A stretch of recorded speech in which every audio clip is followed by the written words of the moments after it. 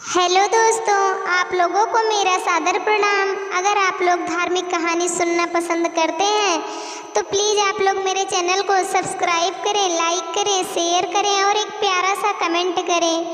एक गांव में बहुत ही ज्ञानी पंडित रहता था। एक दिन वह अपने बचपन के मित्र से मिलने के लिए दूसरे गांव जा रहा था। उसका मित्र बचपन से ही गूंगा और एक पैर से अपाहिज था। उसके मित्र का गांव काफ़ी दूर था। रास्ते में कई छोटे छोटे गांव पड़ते थे। पंडित जी अपनी धुन में आगे चला जा रहा था। तभी रास्ते में उसे एक आदमी और मिल गया। वह भी पंडित जी के साथ साथ चलने लगा। पंडित जी ने सोचा, चलो अच्छा ही हुआ, साथ साथ चलने से सफ़र जल्दी कट जाएगा। चलते चलते पंडित जी ने उस आदमी से उसका नाम पूछा तो उस आदमी ने अपना नाम महाकाल बताया। पंडित जी को यह नाम थोड़ा अजीब सा लगा, पर पंडित जी ने नाम के विषय में कुछ पूछना उचित नहीं समझा। दोनों धीरे धीरे साथ में चल ही रहे थे। तभी रास्ते में एक गांव आया तो महाकाल ने पंडित जी से कहा, तुम आगे चलो, मुझे इस गांव में एक संदेशा देना है, मैं तुमसे आगे मिलता हूँ। पंडित जी ने कहा ठीक है और वह आगे की ओर चल दिया। तभी गांव में खबर फैली कि एक व्यक्ति को भैंसे ने मार दिया है। जैसे ही भैंसे ने उस व्यक्ति को मारा, ठीक थोड़ी ही देर में महाकाल वापस आ गया। फिर चलते चलते दोनों एक दूसरे गांव के बाहर पहुंचते हैं। यहाँ पर एक छोटा सा मंदिर बना था और ठहरने की व्यवस्था भी अच्छी लग रही थी।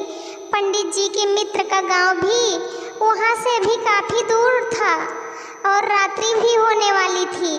तो पंडित जी ने महाकाल से कहा, रात्रि होने वाली है, पूरा दिन चलते चलते थकान सी लग रही है और भूख भी लग रही है, हम यही भोजन करके आराम कर लेते हैं, कल सुबह आराम से आगे का सफ़र करेंगे। महाकाल ने कहा ठीक है, मुझे इस गांव में किसी को कोई ज़रूरी सामान देना है, तुम खाना खाकर आराम करो, मैं बाद में आकर खा लूँगा।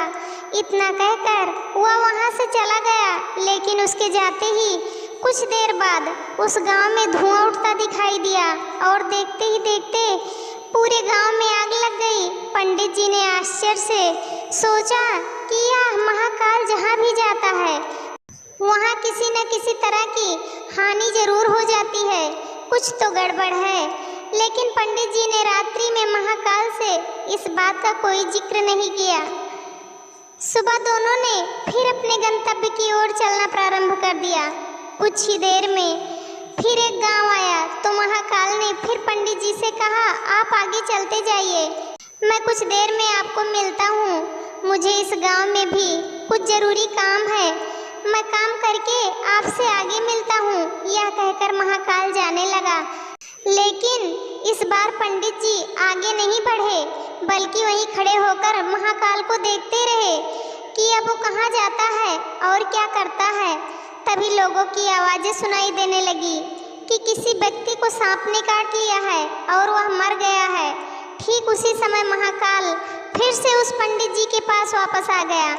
लेकिन इस बार पंडित जी को सहन नहीं हुआ। उसने महाकाल से पूछ ही लिया कि तुम जिस गांव में जाते हो वहाँ कोई न कोई नुकसान जरूर हो जाता है, क्या तुम मुझे बता सकते हो ऐसा क्यों हो रहा है? तो महाकाल ने जवाब दिया, पंडित जी आप तो मुझे बहुत बड़े ज्ञानी मालूम पड़े थे, इसलिए मैं आपके साथ चलने लगा था, क्योंकि ज्ञानियों का संग बहुत अच्छा होता है, परंतु आप अभी तक समझ नहीं पाए कि मैं कौन हूँ। पंडित जी ने कहा, मैं समझ गया हूँ, लेकिन मुझे कुछ शंका है, अगर आप ही अपना उपयुक्त परिचय दे दें तो मुझे शंका नहीं होगी। महाकाल ने जवाब दिया, मैं यमदूत और यमराज की आज्ञा से उन लोगों का प्राण हरण करता हूँ जिनकी आयु पूर्ण हो चुकी है। हालांकि पंडित जी को पहले से ही इस बात की शंका थी, फिर भी महाकाल के मुंह से सुनकर पंडित जी घबरा गए। लेकिन फिर से हिम्मत करके पूछे, अगर ऐसी बात है और तुम सचमुच यमदूत हो तो बताओ अगली मृत्यु किसकी है? यमदूत ने जवाब दिया, अगली मृत्यु तुम्हारे उसी मित्र की है जिससे तुम मिलने जा रहे हो, और उसकी मृत्यु का कारण भी तुम ही बनोगे। यह बात सुनकर पंडित जी सहम गए। पंडित जी सोच में पड़ गए कि यदि वास्तव में यह यमदूत हुआ तो उसकी बात भी सही होगी। मेरे कारण मेरे बचपन के सबसे अच्छे मित्र की मृत्यु हो जाएगी, इसलिए अच्छा यही होगा कि मैं अपने मित्र से मिलने ही न जाऊं। कम से कम मैं तो उसकी मृत्यु का कारण नहीं बनूंगा। महाकाल ने कहा, तुम जो सोच रहे हो वह सब मुझे पता है, मगर तुम्हारे अपने मित्र से मिलने न जाने से नियत नहीं बदल जाएगी। तुम्हारे मित्र की मृत्यु निश्चित है और वह अगले कुछ ही क्षणों में घटित होने वाली है। महाकाल के मुंह से ऐसी बातें सुनकर पंडित जी को झटका सा लगा, क्योंकि महाकाल ने उसके मन की बात जान ली थी, जो कि एक साधारण व्यक्ति के लिए संभव नहीं है। अब तो पंडित जी को विश्वास हो गया कि यह महाकाल सचमुच में ही यमदूत है, वह अपने मित्र की मृत्यु का कारण न बने।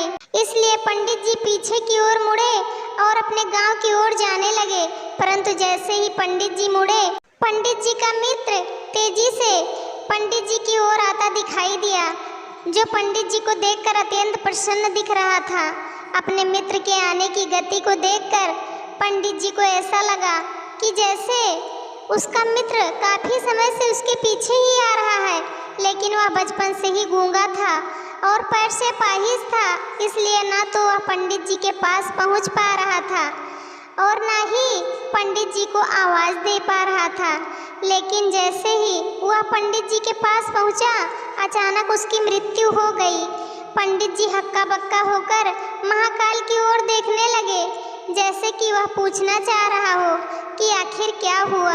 महाकाल पंडित जी के मन की बात समझ गया और बोला, तुम्हारा मित्र पिछले गांव से तुम्हारे पीछे पीछे आ रहा था, लेकिन वह अपाहिज और गूंगा होने की वजह से तुम तक नहीं पहुंच सका। उसने अपनी संपूर्ण ताकत लगाकर तुम तक पहुंचने की कोशिश की, लेकिन बुढ़ापे में बचपन जैसी ताकत नहीं होती है, इसलिए हृदय आघात के कारण तुम्हारे मित्र की मृत्यु हो गई, क्योंकि तुमसे मिलने के लिए अपनी गति की सीमा को लांघते हुए वह तुमसे मिलने के लिए पीछे पीछे भाग रहा था।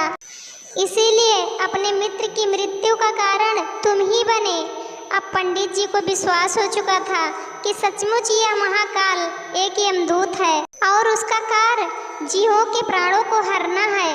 पंडित जी एक ज्ञानी व्यक्ति था, इसीलिए यह भी जानता था कि मृत्यु पर किसी का बस नहीं चलता है, सभी जीवों को एक न एक दिन मरना ही है। यही सोचकर उसने अपने आप को संभाल लिया।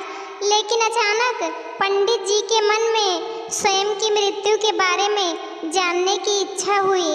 दोस्तों, अगर इसके आगे की कहानी आप लोग को जानना है तो कमेंट में कमेंट करके ज़रूर बताइएगा। दोस्तों, यह प्रसंग आप लोगों को कैसा लगा आप लोग कमेंट करके ज़रूर बताइएगा और मेरे चैनल को सब्सक्राइब करिएगा, लाइक करिएगा, शेयर करिएगा। धन्यवाद।